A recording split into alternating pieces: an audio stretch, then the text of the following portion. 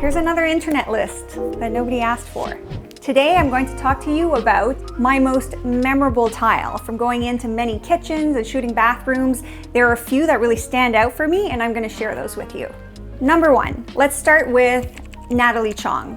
Now, she did a condo recently, which we toured, and the backsplash was very impressive. Now, it was all about the details in this case. So basically, she used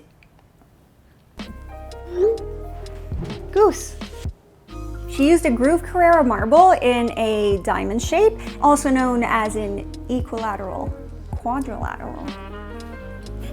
No. And placed it in that tumbling cube pattern, which already is very nice. But what made it sparkle is that she went out of her way to source gold grout. It was just that little hint of glimmer that made it look super expensive and really special. She loved it so much, she used it in her own kitchen.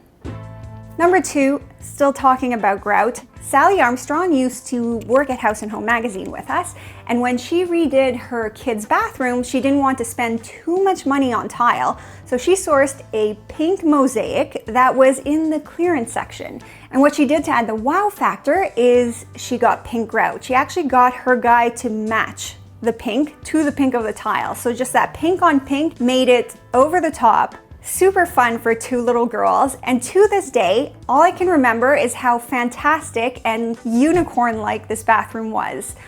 I love it. Now, still in Sally's house, this is a little moment where Sally really splurged. It was a tile she was obsessing over from Popham Design, not sure how you say that. This tile was made in Morocco, and the shipping was outrageous, but well worth it. In an all-white bathroom, it really took center stage, and the best part is it's opposite the mirrors, so pretty much from every angle of that bathroom, you get a glimpse of this spectacular tile.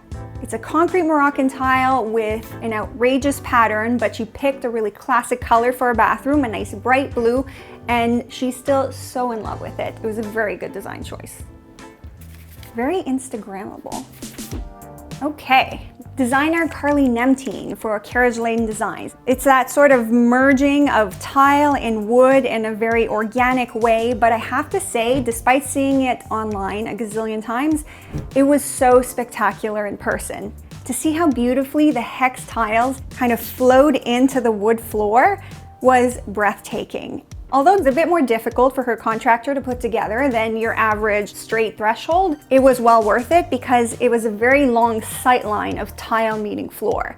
I think it was super successful in this case, and it's a great way to make two simple materials, hex tiles, wood floor, meet and become a work of art. Now the last one is, I guess, controversial because I'm bringing in subway tile. Yes. Some people hate it, some people love it. People are still using it because it is a classic. Now, the person who did it best, in my mind, is stylist Sasha Seymour. Now, she's a food stylist, so of course her kitchen is tricked out, and when she designed it, she designed a showstopper. And to make the humble subway tile really stand out, she went floor to ceiling. And what I think is fun here is that she did it herself. And that's what's great about subway tile. It's easy to stack, it's easy to cut, it's a simple tile, and it won't date. She went with, let's call it greige for the grout. So as she put it, it already looked dirty. So she wouldn't have to worry about it. Genius, am I right? Now she wanted a really small grout line, which those little grout spacers couldn't give her. So what she did with her partner is they spaced it out with toothpicks. Cue the photo. I mean, come on, attention to detail, am I right? And it is to this day one of my most favorite kitchens.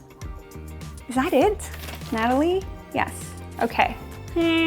So there you go. Those are my favorite, most memorable tile moments. If there is a list or compilation that you think I should do, just let me know in the comments below.